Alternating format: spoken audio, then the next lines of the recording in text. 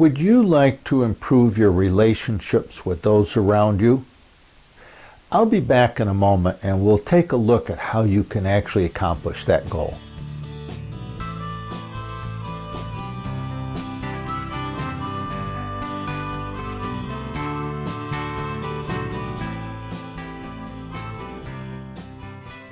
Hi, I'm Dick Rauscher. I recently attended a workshop to improve our listening skills, the listening skills required for us to build more intimate relationships with those around us. The goal of the workshop was learning to listen with an attentive silence so that others could begin to hear the wisdom coming from their own inner teacher or soul. As Parker Palmer reminds us in his book, A Hidden Wholeness, the book that this workshop was based on, interrupting, giving advice, and fixing the person that we're listening to will only drive his or her soul back into hiding. During the workshop, I discovered firsthand how difficult it was to be vulnerable when the person my soul was speaking to, in other words, when I was speaking vulnerably, was unable to listen without trying to fix or give advice regarding the problem that I was sharing. As a therapist, I was trained to be a good listener. But when it came my turn to be the listener in the workshop, I was surprised at how challenging it was for me to remain silent and not begin offering the speaker helpful suggestions and advice. Now, since that workshop, I've begun listening more carefully to myself and paying attention more to the conversations that are taking place around me. I began to notice how often we talk with our heads about shallow, day-to-day stuff. It's like being in a ping pong game, bouncing our thoughts and our opinions back and forth. The amount of actual listening at its best is very limited. In fact, it's amazing how we immediately respond to others by either agreeing with them and then taking over the conversation, disagreeing with them and then taking over the conversation, or simply taking over the conversation by abruptly interrupting them and changing the subject. The opportunity for the soul of the other person to speak and to be heard by us is rare. And the opportunity for our own soul to speak and be heard by others is just as rare. We seem to have trouble simply listening and holding the soul of those speaking to us in a safe and welcoming silence created by deep listening.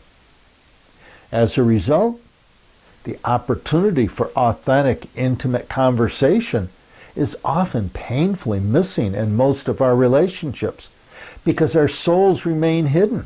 We forget that it takes time and silence for a soul to feel safe enough to show up and begin speaking from the heart about what is truly important. The workshop taught 4 important communication skills that I'll share with you. The first is expectant listening without interruption. The second is learning how to ask open-ended questions that encourage the soul or heart of the speaker to speak more deeply. And to ask open-ended questions, we need to keep our focus on the person, not the intimate issue or problem that they're sharing with you. Just hold the person. For example, how did that make you feel? What was going on inside you in that moment? Those are questions that deepen the speaker's ability to move into their soul and find deeper meaning. The third is to share from your own heart or center when you do respond, not your ego or your head. In other words, go back to point number 2, and that was just ask an open-ended question. Don't give any If it has anything to do about you, or if you know what the answer is going to be to the question you're asking, then that's not an open-ended question. Okay? An open-ended question, you don't have a clue how they're going to answer. Now, the fourth skill is always leave a couple of moments of silence before you respond to what the other person has shared with you. Take a deep breath. For example, when someone shares something personal with you, whether it's from their head, their heart, it doesn't make any difference. Learn to leave 5 or 10 seconds of silence before you respond. And when you do respond, be careful not to change the subject. Speak to them from your center to their center. Or in other words, from your soul to their soul. And again, you do this with open-ended questions. By sharing with them how their words impacted you, what it stirred up in you, and then ask them an open-ended question that invites them to go deeper. A good example of how to work with these 4 communication or listening skills happened to me when I shared with a friend the fact that I had just purchased a 1998 Dodge Ram to pull our small camper trailer. She paused for a moment and then kind of gently asked the open-ended question, how does it feel to own a new truck? In other words, she kept the focus on my feelings, not on the truck. I literally had to take a deep breath and look within to answer her question. My ego had been prepared to talk more about the truck. It took a moment of inner attention to explore how I really felt about the truck. Because of the workshop, I was very careful to share from my center and not simply return to an ego conversation about trucks. I told her that it kind of nostalgically took me back to the wonderful years in upstate New York when driving a pickup was so much a part of our 8 years living off the land. I shared with her some of the wonderful memories from those days. In that moment, my soul or inner teacher showed me how important the truck was to me emotionally.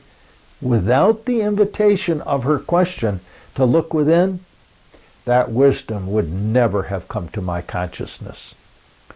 A primary takeaway from the workshop for me was the realization of how easy it is to keep our souls hidden when we choose to ignore the 4 communication skills that I shared with you above.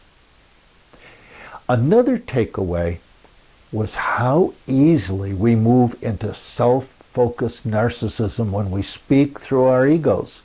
How easily we can impatiently interrupt those speaking to us with our judgmental and shallow, self-important questions or opinions or advice.